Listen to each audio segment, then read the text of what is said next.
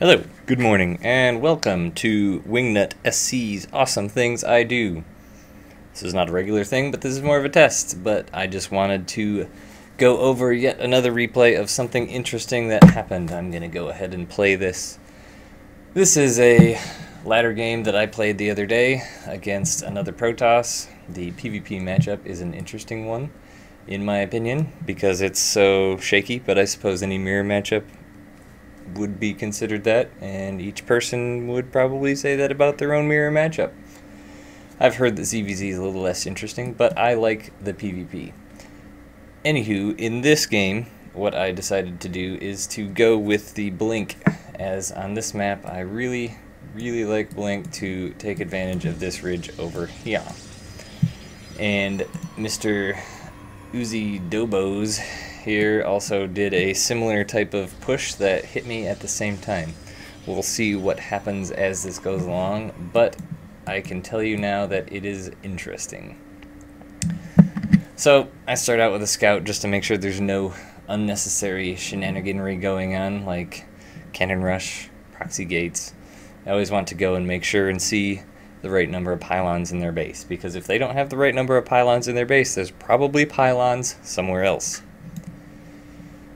With that, I enter his base here shortly as soon as my probe takes his lazy Sunday afternoon stroll into his base and see a gateway, which is exactly what I wanted to see, and a gas, which is normal, which is almost exactly what I have, which is a gateway and a gas. My gateway is about a third done, his is about a third done, so at this point we're pretty darn similar. He puts down a second gas, which I see, which is oftentimes not indicative of a 4-gate in Wings of Liberty at least, but Heart of the Swarm, it's a little bit more common as the mothership core requires gas, so if you want to include the mothership core in your 4-gate or early attack, it's kind of necessary to have that second gas. So his gateway finishes and he immediately builds his cybernetics core.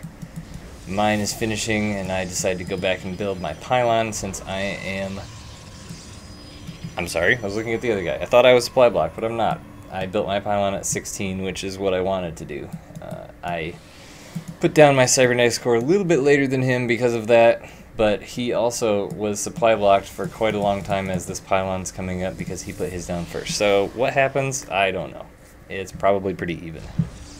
But he decides he does not want that to happen again and puts up yet another pylon. His cybernetics core finishes and starts warp gate right away, which is pretty much what he wanted to do. And then comes the... I thought he was going to make his mothership core.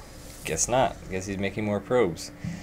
But you can see his gas is getting a bit on the high side, which is interesting. I'm not sure why he got that second gas if he is not going to be using it. Probably a misstep on his part. So we'll see and continue to see what happens with his gas as this game goes along. I have a feeling it will continue to go up. I did get my second gas, however mine is not going through the roof because I'm building a Twilight Council to get my blink going. A nice little probe toss on this tower to make sure and see if I can see any probes that wander up this way to build any proxy pylons. He's got his 4 gates going up, which is awesome because he's 4-gating me. I know that he had a mothership core in this attack, but I'm not seeing him make it yet, so I'm wondering when he's going to do that. He does have enough energy on his nexus to chrono boost now. I have on mine as well, which I just used on my warp gate, which is about half done, and his is a little more than that. But he did take the sneaky path and take his probe up along this path over here to build his pylon to avoid the tower. Sneaky Mr. Sneaky Pants he is. So with Blink, I usually go 3 gates because it's a little tough to warp in out of 4 gates regularly with Blink, as that costs a little bit. He does bring his probe in, although I don't think he sees my... Oh, he does see the Twilight Council. Awesome. My mothership core comes out. He's making a bit of sentries. This is a little bit of a misstep also to make yet another stalker out of this once the warp gate is completed. But now he is turning his warp gates open. His gas is continuing to grow. Mine is staying right down where I want it because I'm making only stalkers with the mothership core. The idea behind this is I usually like to do the blink build in PvP, but it's a little bit tougher in Wings of Liberty because it requires the robotics facility to get an observer. But now we have the mothership core, you can use that to gain vision over the ramp. Now this is an interesting dilemma here, as he is moving up on the left side and I'm moving in on the bottom side, or right side, depending on how you look at it. But usually built into my blink build is an expand right at the time of moving out, because usually that's when my minerals hits right about 400. I do have a probe down here. Boom, expand, which is when he decides to start moving in as well. So our timings are almost identical here, which makes this pretty hilarious. So I blink in, and he's got no army in his base, which is expected because his army is up here. He does hallucinate an Archon and walks right past my nexus, which is pretty important in the long... Well, I guess not. I've got quite a bit of minerals here. I do get a couple more warp-ins here, as I've at this point decided to do the Basetrade. And I do cancel this expansion. So it was pretty important that he passed this nexus up here, because if he would have forced me to possibly cancel that earlier or do something else, I may have not gotten in the warp in. But we'll see that this 400 minerals is going to come in pretty darn handy right now as I pop this nexus here. This nexus was placed here because this is a ramp that he would have to come in to defend his base, and this is a ramp he would have to come in to defend his base. So either way, if he wants to defend, which he pretty much has to at this point because he has 40 minerals, so he cannot build another nexus. The best he could do is defend these pylons up here, or he can't even build an extractor, so that's the best he can do. So he's pretty much forced to defend if he wants a chance to win this game, because my army is here and he cannot rebuild any other buildings. So the idea here is this nexus is going to be turned into a giant photon cannon with Photon Overcharge.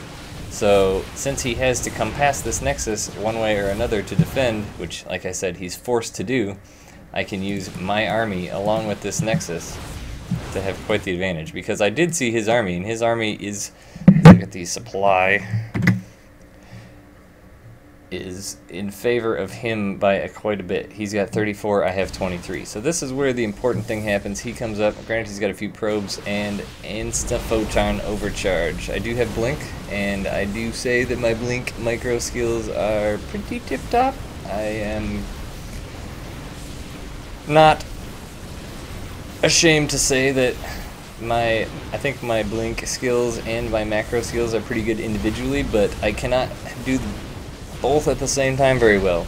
But as you can see, this nice Photon Overcharge cannon doing its damage puts me in the lead.